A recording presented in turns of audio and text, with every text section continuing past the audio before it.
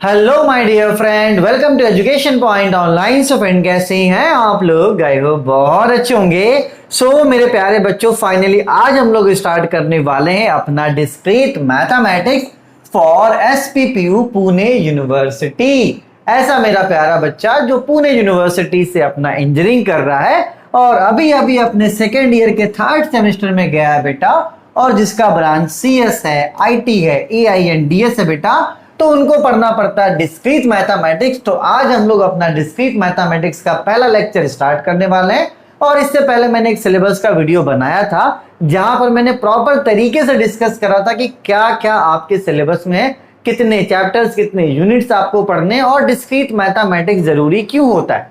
तो अगर आप चाहो तो सिलेबस के वीडियो से भी स्टार्ट कर सकते हो, लिंक मैं प्लेलिस्ट का डिस्क्रिप्शन में दे देता हूं। आप जाइए, पहले सिलेबस का वीडियो देख लीजिए ताकि आपकी प्रॉपर आइडिया हो जाए कि आपको क्या पढ़ना है और डिस्क्रीट मैथमेटिक्स आपके लिए इंपॉर्टेंट क्यों है।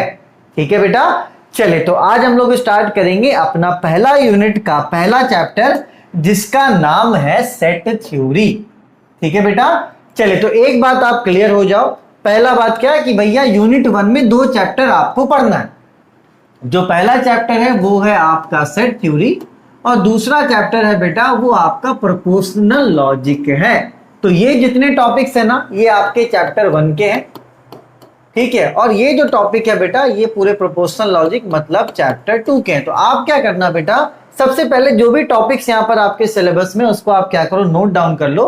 क्योंकि देखो, सिलेबस आपको पता होना हमेशा से बहुत जरूरी होता है कि अगर खुदा ना खास्ता अगर मैं भी कोई टॉपिक छोड़ देता हूं गलती से, तो आप मुझे रिमाइंड करवा पाओ। आप पूरे तरीके से मुझ पर डिपेंड मत हो जाओ।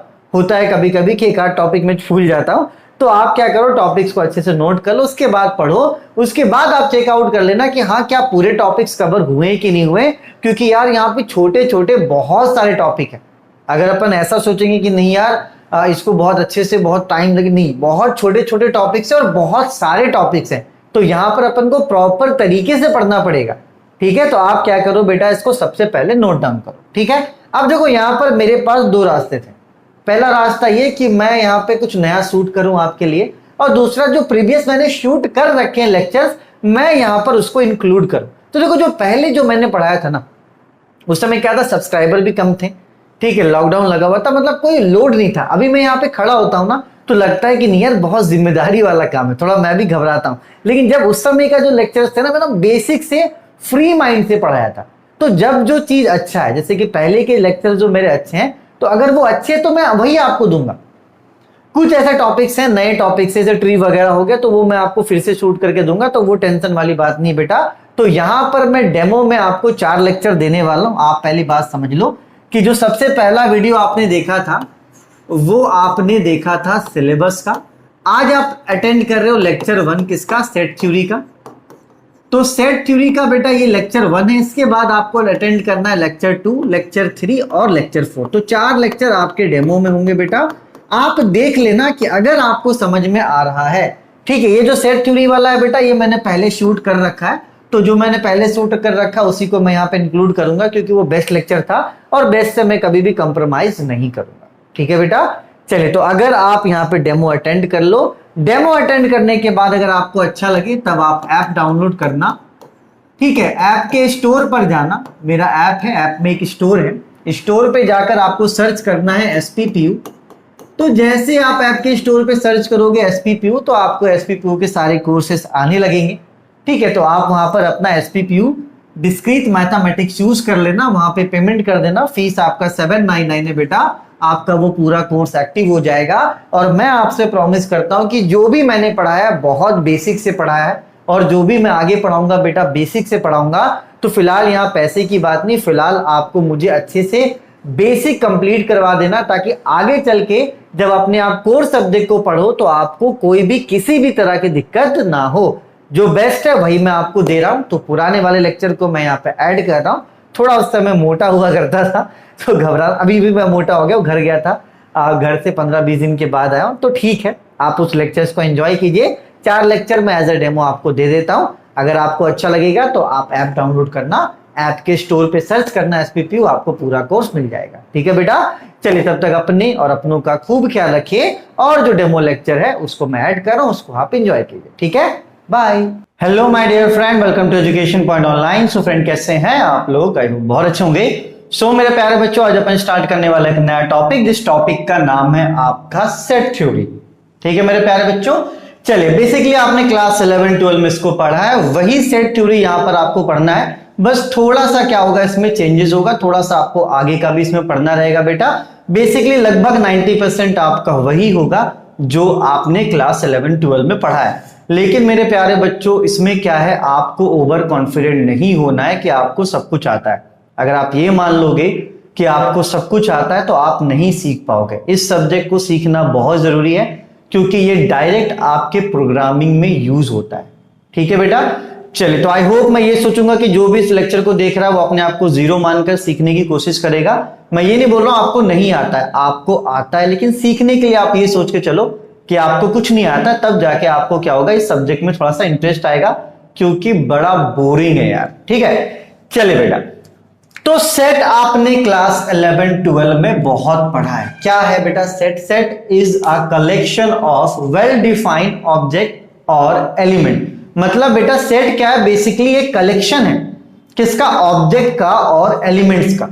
ठीक है, वो ऑब्जेक्ट और एलिमेंट्स आपका कुछ भी हो सकता है, 1 2 3 4 5 हो सकता है, आपका अल्फाबेट ABCDE हो सकता है, वो कुछ भी हो सकता है मेरे प्यारे बच्चों। लेकिन उसमें जो प्रॉपर्टी है ये होनी चाहिए वेल डिफाइंड। मतलब सेट के जो एलिमेंट्स होने चाहिए बेटा वो वेल डिफाइंड होने चाहिए। अब आप बोलोगे सर ठीक है, वेल डिफाइंड का मतलब क्या होता है? देखो एक बात समझो, जैसे कि मैंने यहां पर लिख कर रखा है, एक set A is equals to 1 2 3 4। इस अंदर को क्या बोलते हैं बेटा? अंदर वाले जो चीजें हैं उनको क्या बोलते हैं? एलिमेंट्स बोलते हैं। और ये जो ए है बेटा, ये क्या है? आपका नोटेशन ऑफ सेट है। ठीक है, क्या मैं इसको बोल सकता हूं कि ये वेल डिफाइंड है? मैं बोल सकता हूं हाँ ये वेल डिफाइंड है। बोलोगे सर आप बड़ा वेल डिफाइंड कर रहे हो, होता क्या है ये तो बताओ। देखो मेरे प्यारे बच्चों, सेट का वेल डिफाइंड होना जरूरी। इसका मतलब ये है कि अगर कोई सेट मैं बना रहा हूं और अगर वही कंडीशन में सेट आप बना रहे हो और अगर उसी कंडीशन में कोई और बंदा सेट बना रहा है, तो तीनों का सेट क्या होना चाहिए? इक्वल होना चाहिए, तभी उसको क्या बोलेंगे? वेल डिफाइंड बोलेंगे। बोलोगे सर क्या बताया, कुछ नहीं समझ में आया। देखो बेटा एक एग्जांपल लेता हूं, आपको पूरी चीजें क्या हो जाएंगी? क्लियर हो जाएंगी। अगर मैं एक सेट बनाता हूं जिसमें क्या होगा बेटा? कलेक्शन ऑफ मंथ होगा, कि एक साल में कितने मंथ्स आते हैं। ठीक है, वो उसका क्या करूंगा बेटा? मैं एक सेट बनाता हूं। देखो तो मंथ में कौन कौन सा मंथ आता है बेटा? जनवरी आता है, फरवरी आता है, मार्च आता है, अप्रैल आता है, डॉट डॉट डॉट। अगर मैं आपको बोलूं, मैं आपको बोलूं कि भैया एक ऐसा सेट बनाओ जिसमें क्या होना चाहिए? कलेक्शन ऑफ मंथ्स होना चाहिए इन अ ईयर, कि एक साल में कौन कौन सा मंथ आता है, तो जाहिर सी बात है आप भी वही बनाओगे, जनवरी फरवरी मार्च। अगर आप किसी तीसरे बंदे को बोलते हो कि भाई एक ऐसा सेट बनाओ जिसमें क्या होना चाहिए? कलेक्शन ऑफ मंथ होना चाहिए, तो वो तीसरा बंदा भी वही बनाएगा, वो भी जनवरी फरवरी मार्च अप्रैल मई जून, वो भी क्या करेगा बेटा? वही सेट बनाएगा। तो देखो कोई चेंजेस आया क्या?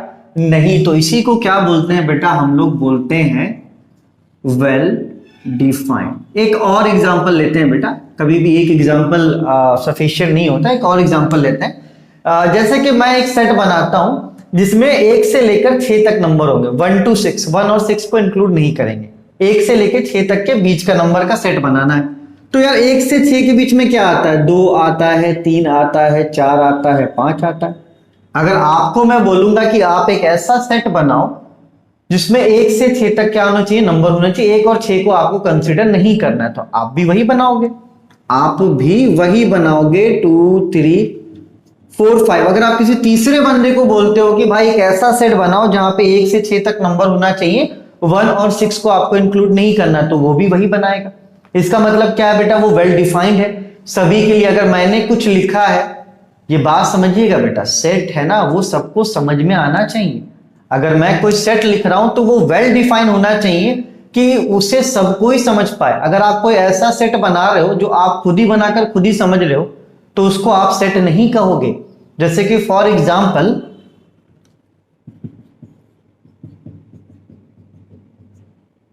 मैंने एक सेट बना दिया, अब इससे आपको समझ नहीं पा रहे हो, तो अगर आप इससे कुछ समझ नहीं पा रहे हो, ये वेल डिफाइंड नहीं है, तो इसे आप सेट नहीं कहोगे।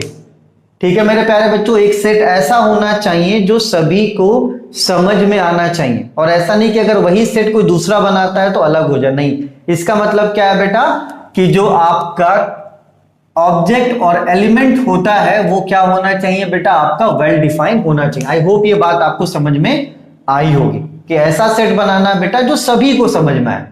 अगर कोई तीसरा बंदा भी वो सेट बनाए तो वही बनना चाहिए, तभी हम लोग उसे क्या कहेंगे, सेट कहेंगे।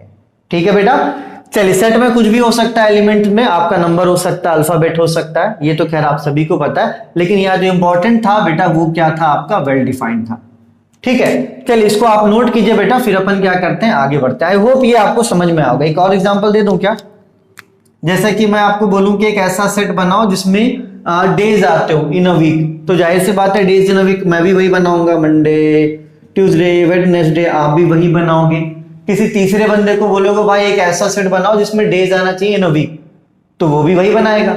ठीक है, इसका मतलब क्या है बेटा कि ये वेल डिफाइन है, कोई भी डिफरेंस नहीं हो रहा है। ठीक है, चलिए बेटा इसको नोट कीजिए, फिर अपन आगे बढ़ते हैं।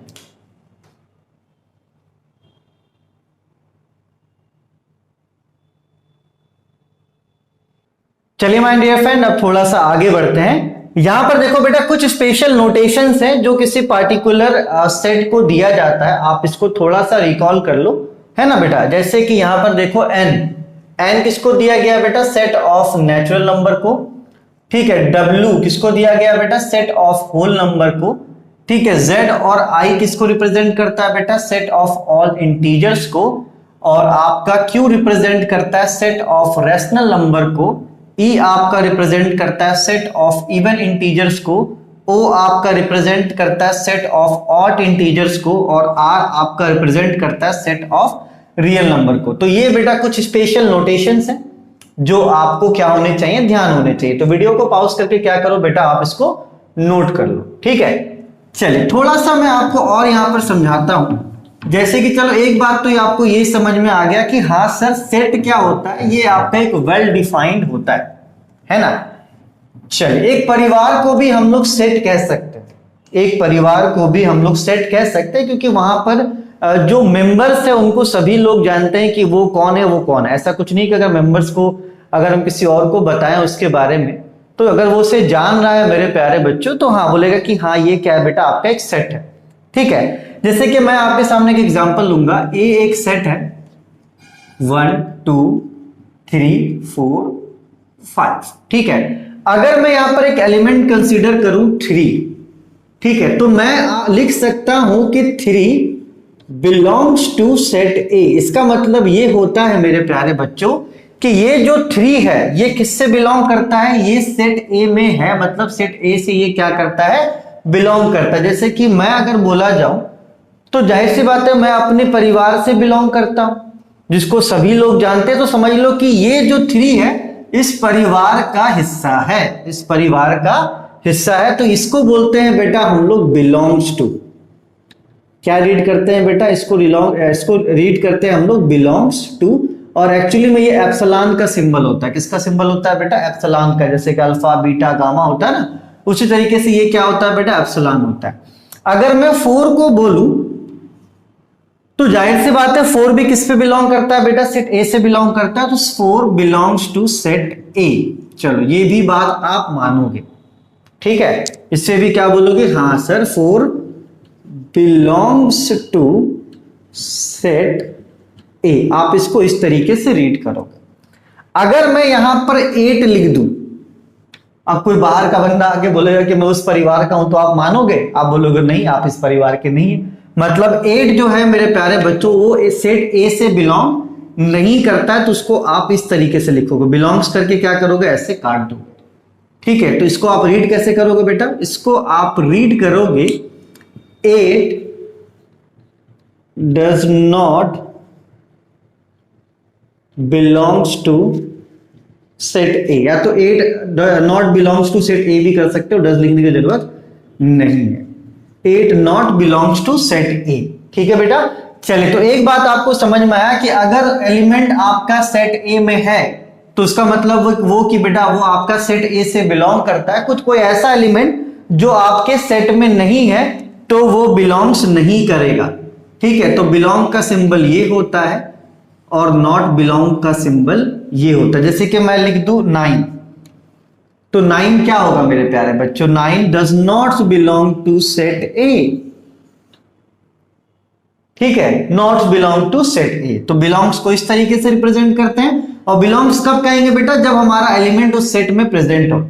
ठीक है, 8 यहां पर प्रेजेंट नहीं है इसलिए ये नॉट बिलोंग होगा। 9 भी यहां पर प्रेजेंट नहीं है तो ये भी क्या होगा बेटा? आपका नॉट बिलोंग्स होगा। ठीक है, चलो इसको नोट करो बेटा, फिर अपन क्या करते हैं, आगे बढ़ते हैं। चलिए माय डियर फ्रेंड, तो अब आगे बढ़ते हैं। अब पढ़ते हैं बेटा हम लोग सेट आर एक्सप्रेस्ड एज। दो तरीके से अपन सेट को क्या करते हैं बेटा? रिप्रेजेंट करते हैं। जो पहला फॉर्म होता है वो आपका होता है टेबुलर फॉर्म, जिसको रोस्टर फॉर्म भी कहते हैं। और जो दूसरा फॉर्म होता है बेटा वो होता है आपका set builder form. Class 11th में आपने बहुत सारे क्वेश्चंस करे होंगे जहां पर आपको टेबुलर फॉर्म से सेट बिल्डर फॉर्म में कन्वर्ट करना रहता था और सेट बिल्डर फॉर्म से टेबुलर फॉर्म में कन्वर्ट करने के क्वेश्चंस आपको क्लास 11th में पढ़ने थे।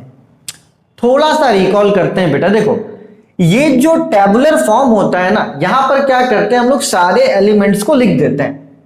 एकदम कोई कंफ्यूजन वाला कोई सीन नहीं होता है। सारे एलिमेंट्स को क्या करते हैं बेटा? हम लोग लिख देते हैं। जैसे फॉर एग्जाम्पल मेरे प्यारे बच्चों, मैंने लिख दिया ए एक सेट है जिसमें 2, 4, 6 और 8 है। ठीक है, या तो मैंने एक और सेट लिख दिया बेटा जिसमें आपका ए, ई, आई, ओ, यू। यहां पर क्या किया बेटा? हमने सारे एलिमेंट्स को लिख दिया है। ठीक है, लेकिन इसी को अगर हमें बोला जाए कि आप सेट बिल्डर फॉर्म में लिखो, तो हम लोग इसको कैसे डिफाइन करते हैं बेटा? उसके प्रॉपर्टी से। मतलब इसको हम लोग रीड करेंगे और इसकी प्रॉपर्टी को यहां पर क्या करेंगे बेटा? लिखेंगे, तो वो किस में आएगा? सेट बिल्डर फॉर्म में आएगा। देखो, जैसे कि फॉर एग्जाम्पल इसको हम लोग क्या करते हैं? सेट बिल्डर फॉर्म में लिखते हैं। तो देखो यहां लिखने का तरीका देखना। ए, यहां पर क्या लिख दो बेटा? एक्स। क्या लिख दो बेटा? एक्स। ठीक है, ए क्या है बेटा? आपका एक सेट है जो क्या है? एक्स है। ये जो सिंबल होता है ना बेटा, ये आपका होता है सच डैट का। इसको क्या बोलते हैं बेटा? इसको बोलते हैं सच डैट। ठीक है, कि एक्स क्या है? X such that. तो यहां पर देखो बेटा, एक्स आपका क्या है? इवन नंबर है। एक्स क्या है बेटा? आपका इवन नंबर है। तो आप इसको इस तरीके से लिख सकते हो, x is even number between 0 to 9। ठीक है, एक्स क्या है बेटा? आपका एक इवन नंबर है 0 to 9। तो आप इससे समझ जाओगे कि 0 से 9 के बीच में जो इवन नंबर, तो जाहिर सी बात है 0 से 9 के बीच में जो इवन नंबर होगा वो क्या होगा बेटा? 2 होगा, 4 होगा, 6 होगा, 8 होगा। तो यहां पे देखो हमने क्या किया? पूरे एलिमेंट्स को डिफाइन करा, लेकिन यहां पर क्या किया बेटा? उसकी प्रॉपर्टीज को लिखा है। थोड़ा बहुत कंफ्यूजन है। एक और एग्जांपल देखो, जैसे यहां पर बेटा ए, ई, आई, ओ, यू, ये आपको पता है कि ये क्या है? वॉवेल्स है। ये क्या है बेटा? आपके वॉवेल्स हैं। तो यहां पर इसको अगर हमें सेट बिल्डर फॉर्म में लिखना होगा तो हम इसको लिखेंगे A is equals to x such that x क्या है बेटा? X is vowel of English alphabet. Vowel of English alphabet. ठीक है बेटा, तो आप इसे भी अगर पढ़ोगे तो आपके दिमाग में ये आ जाएगा कि हाँ ये क्या कहना चाहता है? ए, ई, आई, ओ, यू, क्योंकि वॉवेल्स आपके वही होते हैं। ठीक है, एक और एग्जांपल देखो मेरे प्यारे बच्चों, जैसे कि 1, 2, 3, 4। ठीक है मेरे प्यारे बच्चों, चलिए तो 1, 2, 3, 4 क्या बेटा? एक सेट है। अब इसको क्या करना? अपन को सेट बिल्डर फॉर्म में बनाना है। तो जाहिर सी बात है हम इसको क्या लिखेंगे? ए एक्स सच दैट। इसको देखो बेटा बहुत सारे तरीके से लिखा जा सकता है। हम लोग इसको ऐसे भी लिख सकते हैं कि ये जो एक्स होगा मेरे प्यारे बच्चों वो 1 से बड़ा और 1 के बराबर होगा, और मेरे प्यारे बच्चों छोटा होगा 4 से और 4 के बराबर होगा। हम इसको इस तरीके से भी लिख सकते हैं। तो जैसे जैसे आगे बढ़ेगा, देखो बेटा x क्या है? 1 के बराबर 1 से के बराबर 1 से बड़ा भी, और 4 के बराबर 4 से छोटा भी। तो इसका मतलब क्या होता है? 1 के बराबर 1 से बड़ा मतलब 1, 2, 3, 4 के बराबर और 4 से छोटा 4, 1, 2, 3, 4। ठीक है, तो ये क्या होता है बेटा, सेट को रिप्रेजेंट करने का तरीका होता है।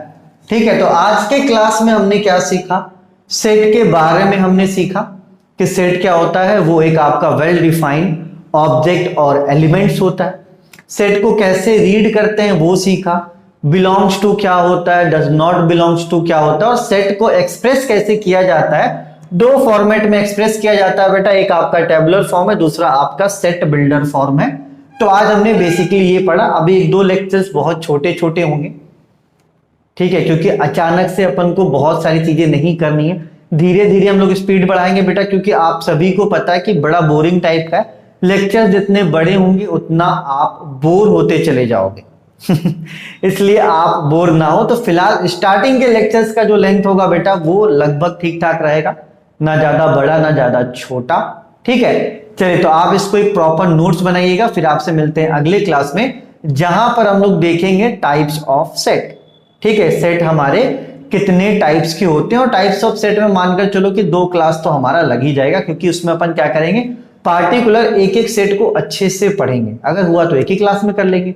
ठीक है बेटा, चलिए तब तक अपने और अपनों का खूब ख्याल रखिए। अगर आपको वीडियो पसंद आया हो तो आप अपने दोस्तों को भी जरूर शेयर करें बेटा। ठीक है, चलिए take care, bye bye, Tata.